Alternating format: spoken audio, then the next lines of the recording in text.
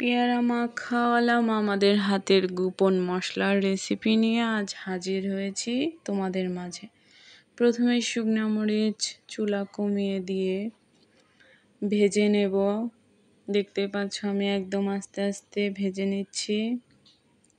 এখানে একটু তেল দিয়েছি যাতে করে মরিচটা অনেকক্ষণ মচমচে থাকে, আর যখন এরকম কালার হবে তখন নামিয়ে নেব। তারপর এখানে দিয়ে দিচ্ছি বিট লবণ। আমি এই বিট লবণটা ব্যবহার করেছি।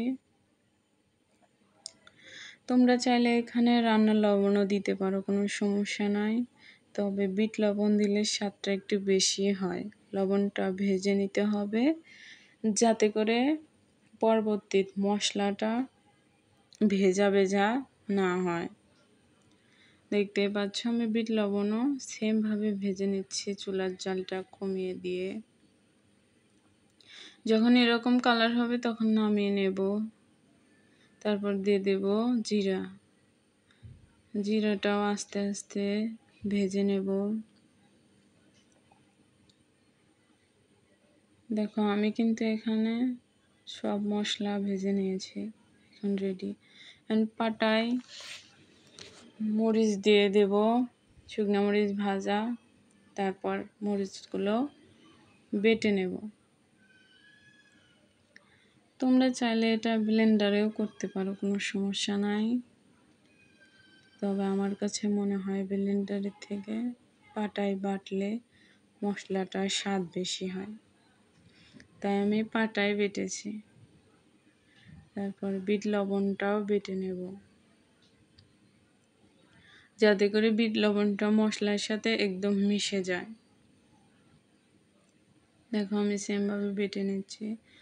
মরিচটা কিন্তু তোমাদের 3 বাটা দিতে হবে, তা না হলে মশলাটা কেমন জানি হয়ে থাকে।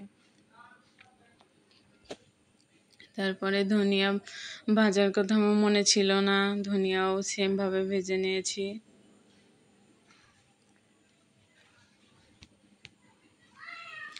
তারপরে জিরা বাটবো।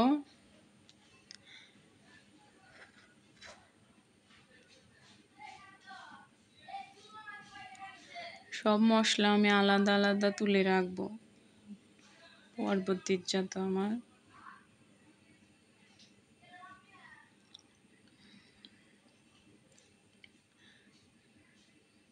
ধনিয়াও বেটে নেব।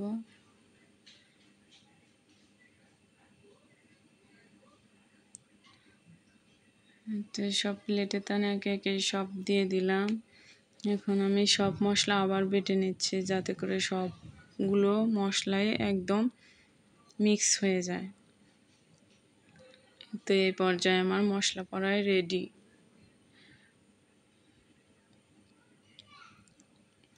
এখন আমি একটা কৌটা তুলে নেব সব মশলাগুলো। এটা কিন্তু অনেক কিছুর সাথে খাওয়া যায়, যেমন পেয়ারা মাখা, আম মাখা, জাম মাখা, তেঁতুল মাখা, আরও অনেক কিছু মাখা খাওয়া যায়। এই মশলাটা অনেক দিন সংরক্ষণ করে রাখা যায়। তোমরা চাইলে বেশি করে বানিয়ে সংরক্ষণ করতে পারো আমার মতো করে।